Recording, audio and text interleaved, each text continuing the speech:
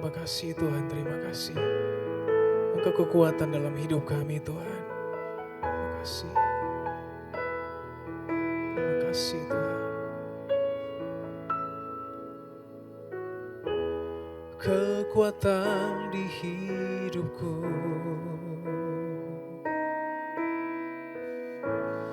ku dapat di dalam-Mu. Kau teguhkan hatiku,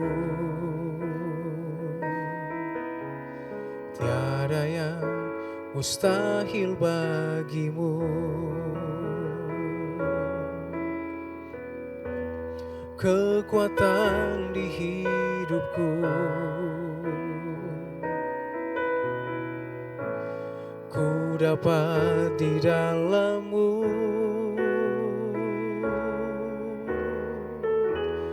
Kau teguhkan hatiku, tiada yang mustahil bagimu. Sebab aku percaya, bukan karena melihat, namun karena firman-Mu yang selalu digenapi di hidupku. Ku percaya, bukan karena melihat, namun karena firman-Mu tiada pernah berubah. Ku percaya, bukan karena melihat, namun karena firman-Mu yang selalu digenapi di hidupku. Ku percaya, bukan karena melihat, namun karena firman-Mu tiada pernah berubah. Namun karena firman-Mu tiada pernah berubah. Namun karena firman-Mu tiada pernah berubah.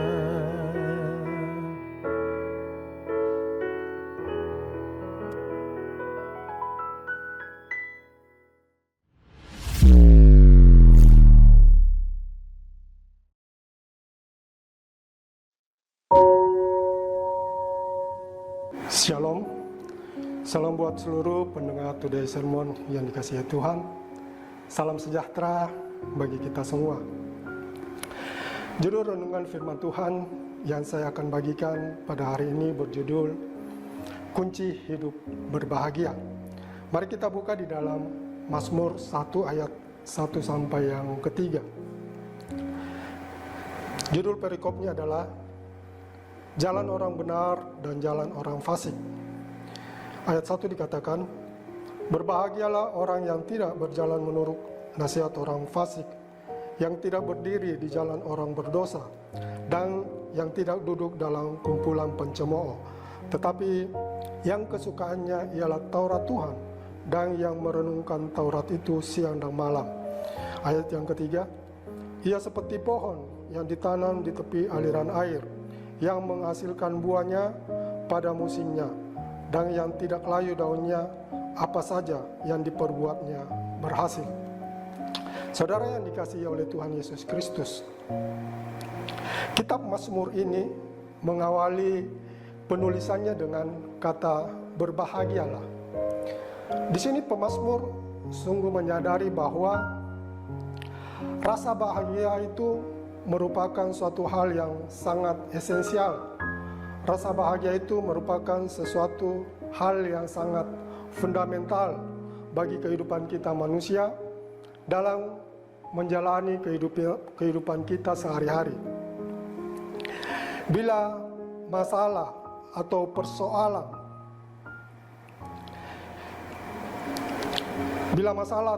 itu menghampiri hidup kita manusia, walaupun bentuknya tidak berat dan bentuknya biasa saja, tetapi itu sudah cukup buat iblis untuk merampas sukacita dan rasa bahagia yang tadinya kita alami. Sebagai makhluk ciptaan Tuhan, tidak satu pun di antara kita yang hidupnya tidak ingin berbahagia. Tentunya semua kita ingin hidup di dalam kebahagiaan itu.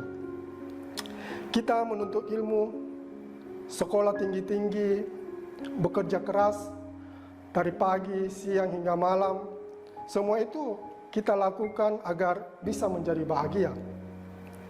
Tetapi sebagai anak-anak Tuhan, kita jangan terjebak dengan cara pandang dunia yang mungkin beranggapan bahwa manusia baru bisa berbahagia kalau dalam hidupnya memiliki uang yang banyak.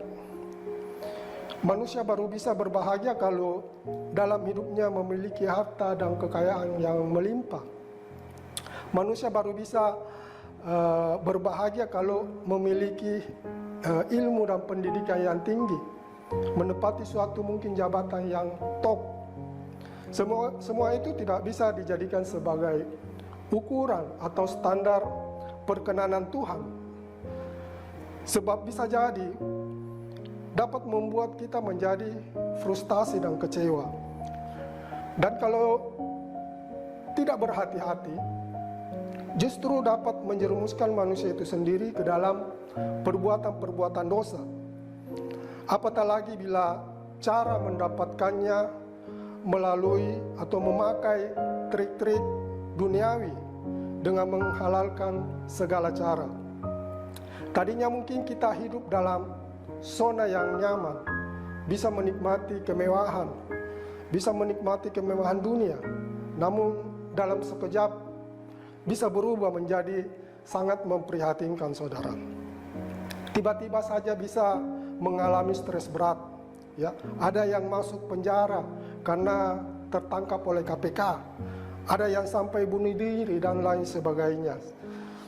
Saudara yang dikasihi Tuhan, kalau kita buka di dalam Matius 5 ayat 3 sampai yang ke-11, kalau kita cermati cara pandang atau perspektif Yesus pada saat dia mengajar murid-muridnya di bukit, tentu tentang berbahagia. Di sana ada rincian tentang bagaimana berbahagia sesungguhnya yang disampaikan oleh Yesus.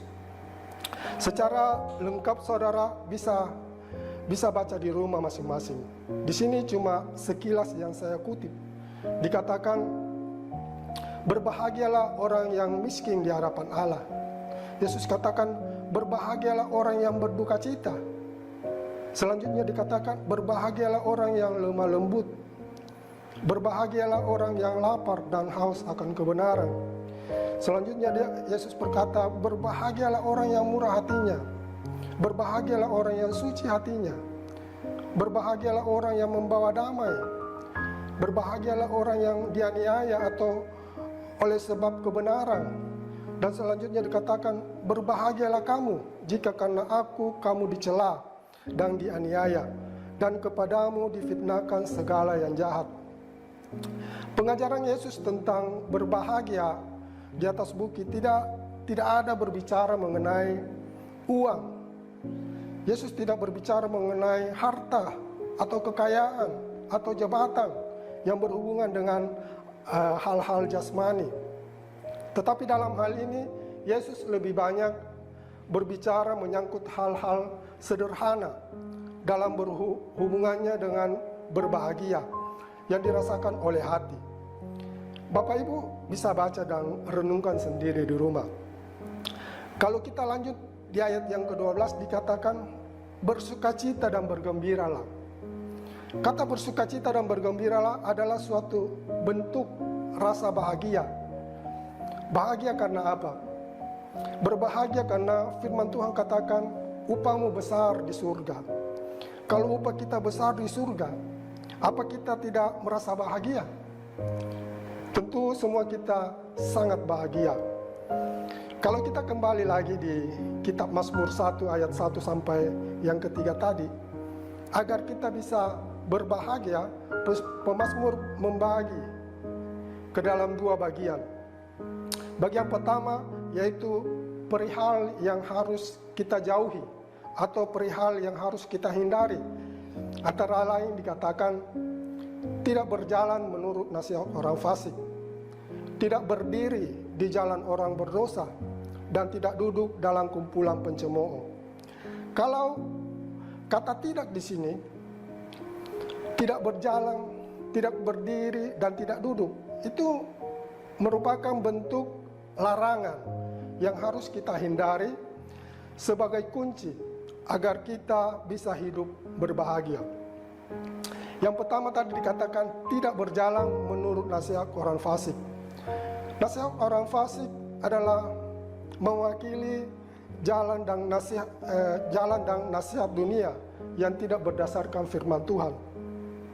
Banyak orang bisa memberi nasihat, tetapi sebagai anak-anak Tuhan, kita juga perlu menyaring atau memfilter setiap nasihat-nasihat yang diberikan.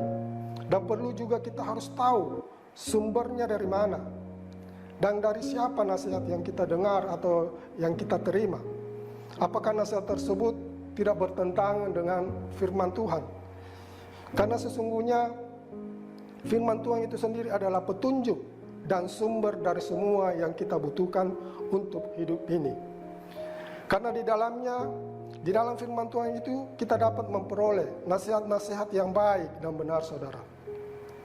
Yang kedua dikatakan tidak berdiri di jalan orang berdosa. Artinya apa? Artinya ada sebuah sikap, ada sebuah tindakan dan perbuatan yang tidak terpengaruh, tidak tergoda untuk melakukan hal-hal dosa dengan berpegang pada prinsip-prinsip kebenaran.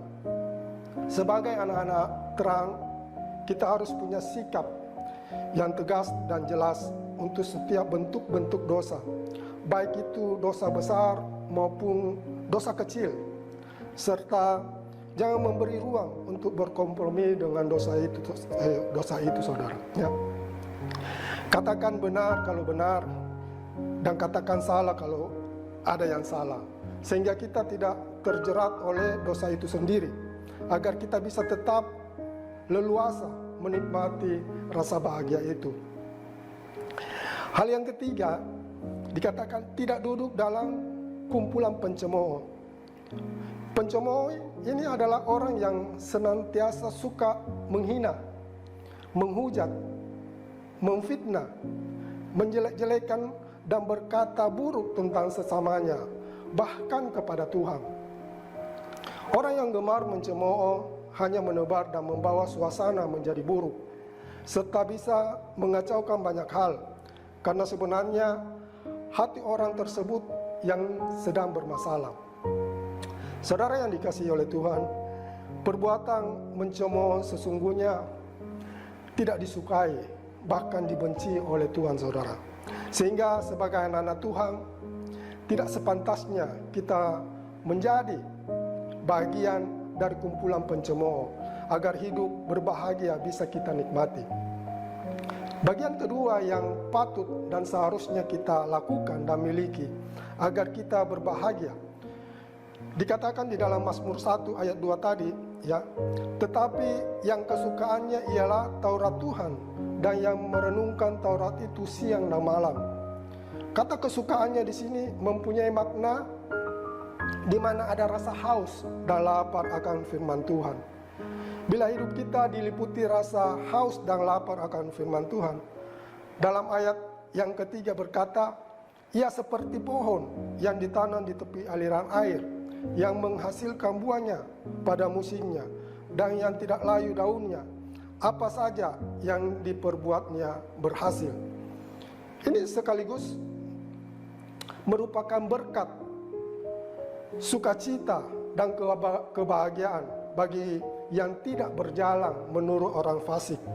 Kebahagiaan bagi orang yang tidak berdiri di jalan orang berdosa, dan kebahagiaan bagi orang yang tidak duduk dalam kumpulan pencemooh.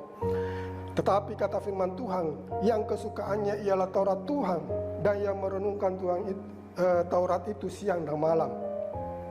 Dalam hal ini tidak berarti tidak akan terjadi masalah atau kemungkinan kegagalan. Tetapi orang benar mengetahui kehendak Tuhan Dan Tuhan mengenal jalan orang benar, karena Tuhan mengenal kita secara sempurna. Ya, inilah kebenaran firman Tuhan yang saya bisa bagikan, kiranya bisa memberkati kita semua. Amin. Mari kita berdoa. Bapa Surgawi, terima kasih buat firman-Mu. Kiranya kami yang sudah mendengarkan firman-Mu menjadi orang-orang yang berbahagia. Sekiranya ada di antara pendengar Today Sermon yang punya masalah, yang punya pergumulan hidup, Tuhan tolong beri kekuatan dan kemampuan untuk dapat mengatasi semuanya dengan baik ya Bapa. Begitupun yang dalam kelemahan tubuh atau yang sakit, Engkau jamah, Engkau kuatkan dan sembuhkan. Yang kekurangan Engkau berkati dengan cara-Mu yang ajaib Tuhan. Terima kasih banyak Bapa. Terpujilah nama-Mu. Dalam nama Tuhan Yesus Kristus kami sudah berdoa dan mengucap syukur. Haleluya. Amin.